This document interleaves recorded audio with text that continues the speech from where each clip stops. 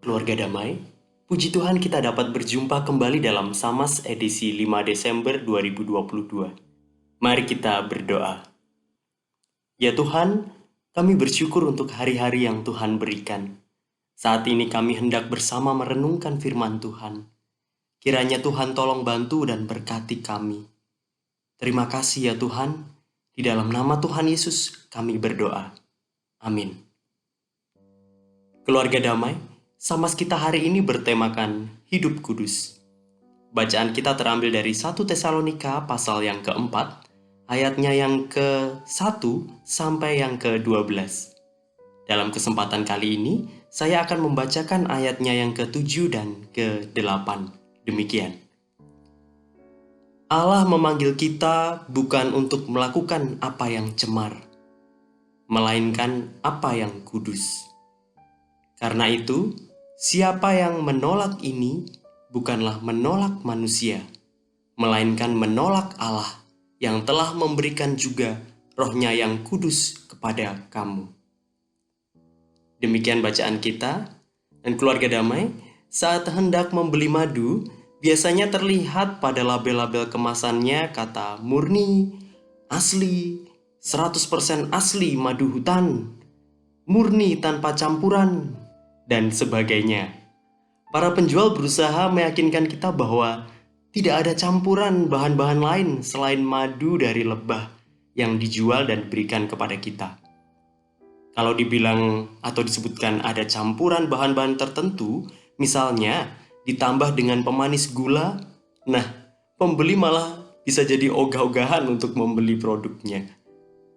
Seperti murninya madu itu, kata kudus itu dapat diartikan tidak tercampur oleh dosa. Kudus juga dapat diartikan dengan keterpisahan. Hidup kudus dapat diartikan sebagai hidup yang tidak bercela, terpisah dari dosa, selalu sesuai dengan kehendak Allah. Tapi, apakah bisa selalu demikian? Orang bisa berdebat mengenai hal itu. Ada orang yang bilang, "Oh, tentu bisa." Ada juga yang bilang, "Oh, tidak mungkin." Tidak mungkin kita selalu hidup kudus. Ada ratusan hukum dalam kitab Taurat yang harus dilakukan. Orang-orang Farisi dan ahli Taurat ingin juga menjaga kekudusan hidup. Mereka tahu Taurat, bahkan membuat aturan-aturan khusus untuk melengkapinya. Jumlahnya ada sangat banyak. Lalu apakah mungkin seseorang melakukan semua aturan yang ada dan menjadi kudus? Namun dalam suatu momen, di dalam Matius pasal yang ke-5 ayat yang ke-48, Tuhan Yesus meminta agar kita semua menjadi sempurna, sama seperti Bapa juga sempurna. Nah, masakan Tuhan memberikan suatu perintah yang tidak dapat dilakukan? Orang yang percaya bahwa hidup kudus itu bisa dilakukan, percaya juga bahwa Tuhan tidak akan memberikan suatu perintah jika kita tidak dapat melakukannya. Bahkan Tuhan Yesus pun sudah memberikan teladan tentang totalitas dalam mengikut kehendak Bapa. Di dalam 1 Tesalonika pasal yang keempat dan ada ayat yang ke-7, Rasul Paulus mengingatkan atau mengatakan bahwa Allah memanggil umatnya untuk hidup kudus, bukan melakukan yang cemar. Jikalau itu adalah sebuah panggilan, maka Tuhan pun menantikan jawaban. Artinya, bahwa hidup kudus itu adalah sesuatu yang harus untuk dijalankan. Namun, hal yang perlu diperhatikan di sini adalah, yang pertama, dari titik mana kita akan berangkat. Yang saya maksudkan adalah, jika kita tidak percaya bahwa kita bisa, maka akan lemahlah motivasi kita. Pikiran-pikiran yang melemahkan, tidak menguatkan, akan muncul. Misalnya, ya untuk apa? Ya percuma. Hasilnya kan kita juga sudah tahu. Nah, hal-hal seperti ini akan membuat kita enggan untuk mencoba. Akhirnya, ya sudah, hidup ya dijalani saja seperti biasanya. Namun sebaliknya keluarga damai, Jika percaya bahwa kita bisa, maka itu akan menjadi kekuatan untuk memulai langkah selanjutnya. Jika kita percaya bahwa hidup kudus adalah sesuatu yang bisa untuk dilakukan, itu adalah langkah awal yang kuat untuk mencoba, untuk mewujudkannya, untuk melakukannya. Kita bisa saja gagal dalam percobaan, namun kegagalan itu tidak akan mudah menghentikan kita untuk terus berjuang untuk hidup kudus.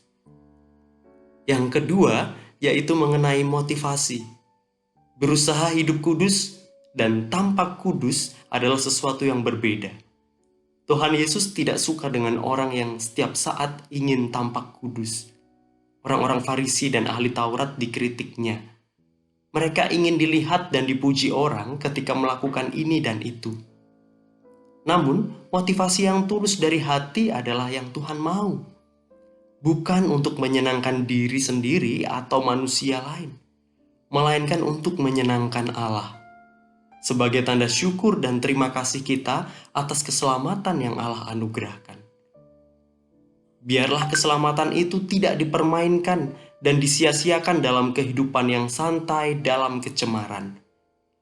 Sebaliknya, kiranya kita tergugah untuk berjuang dan setia dalam kekudusan. Setiap saat pun Roh Kudus senantiasa menemani dan mengingatkan kita. Tetapi maukah kita mendengarnya? Roh Kudus juga yang akan memampukan dan menguatkan kita. Mari kita berdoa. Ya Tuhan, mantapkan hati kami memenuhi panggilan-Mu untuk hidup dalam kekudusan dan selalu berjuang menjauhi yang cemar.